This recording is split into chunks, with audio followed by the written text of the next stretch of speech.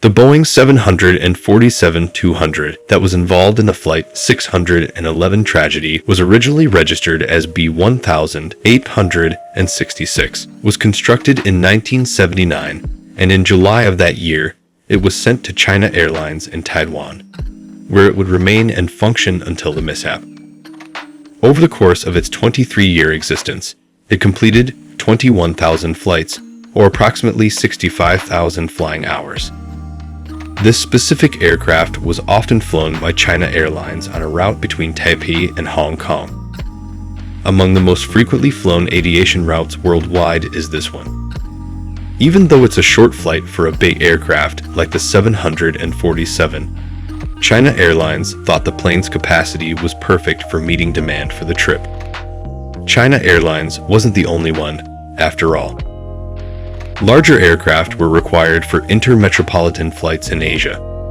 They were even used on several of Japan Airlines' internal flights, for instance. Despite the fact that the disaster happened across the Taiwan Strait, China Airlines is a Taiwanese airline. Later on, we will return to the circumstances of the disaster. Hong Kong has to be the focus of our attention. Less than a year into its existence, on February 7, 1980, this Boeing 747 was making many intermediate stops on its way from Stockholm to Taipei. Something quite strange occurred to the aircraft's skin as it was flying a leg between Jeddah and Hong Kong. The aircraft was flying into Hong Kong, which had a pretty unique airport in 1980. It was well known among pilots and aviation enthusiasts and was called Kai Tak. Pilots had to fly intentionally into the terrain and perform a fast right turn just before landing since the airport required an unusual approach to the runway.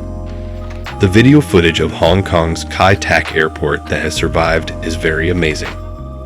In 1993, China Airlines even had a 747 hull loss at the airport for reasons unconnected to the topic at hand. We have a video of the accident previously.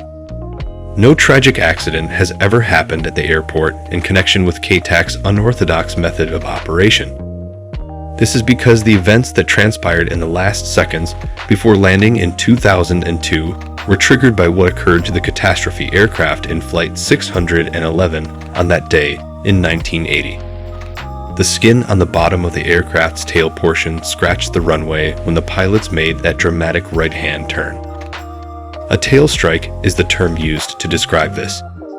It was anticipated that the 747 will proceed to Taipei normally later that evening. But because of the damage, the aircraft had to be flown back to Taiwan and under pressure to be fixed. After arriving in Taiwan, the aircraft was repaired to fix the damage. A so-called permanent repair was made months after the first temporary repair was completed. The low quality of this upkeep is emphasized. Let's look at the real job that was done. The tail hit event was mentioned in passing in the plane's logbook. A significant portion of the plane's skin was damaged. The aluminum alloy was deeply scratched and cracked. In hindsight, the whole skin piece had to be taken out and rebuilt in order to restore this aircraft to Boeing's own specifications. This was not the case in this instance. Instead, engineers from China Airlines said that this portion was too big to just take out.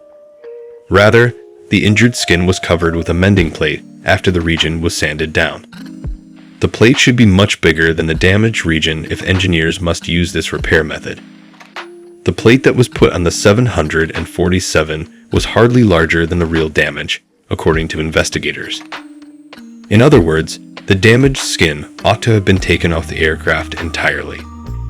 It wasn't, yet the engineers and technicians were still able to see the fissures from the 1980 tail impact.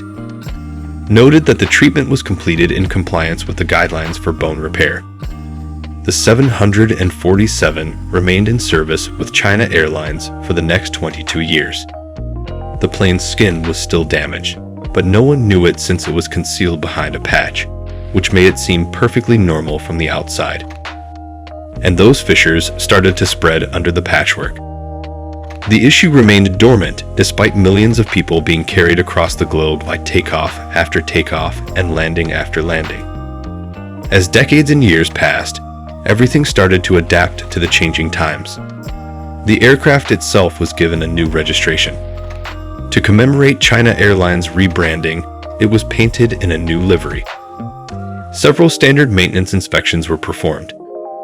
The aircraft used to fly out of the old Hong Kong airport, which was closed and replaced with a new one. That ancient piece of maintenance from all those years ago would never be noticed. The continuous strains of flying over time led the metal fatigue to worsen the weakness. It's interesting to note that China Airlines may have identified the unsuccessful repair in many cases. Airlines worldwide were required to examine the skin of older aircraft, particularly aged 747s, after a metal fatigue incident on a Boeing 737 in Hawaii in 1988. This was a clear indication that a hull had formed. For years in the 1980s and 1990s, China Airlines permitted smoking aboard its aircraft. The air packed with smoke was blasted out of the rear of the airplane, even through the shattered hull. Over time, the surface of the skin had developed a huge nicotine stain from leaks. In any case, nobody ever noticed the damage. Thus, we arrive at May 25, 2002.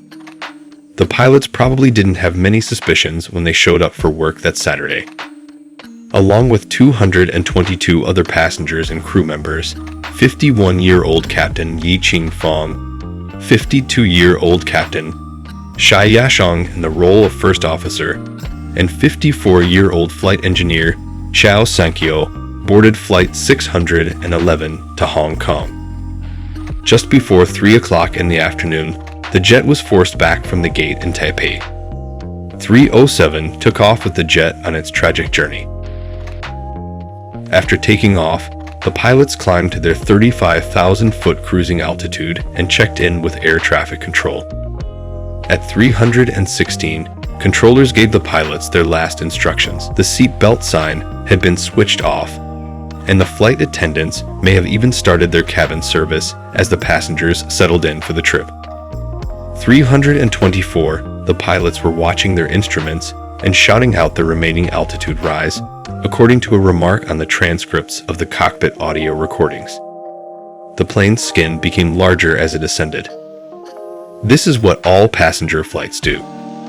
At high altitude, when the outside air density is lower, the pressurized interior of a passenger plane presses on the aircraft's skin. The skin contracts as an aircraft descends. The disaster plane's structural vulnerability developed as a result of this recurring trend during the preceding 22 years. It became worse with each flight the aircraft made during that period. It happened on this day. This flight, in a sense, became the momentary straw that broke the camel's back. At around 3:28 p.m., the weary building collapsed. From the tail strike region, cracks started to extend outward.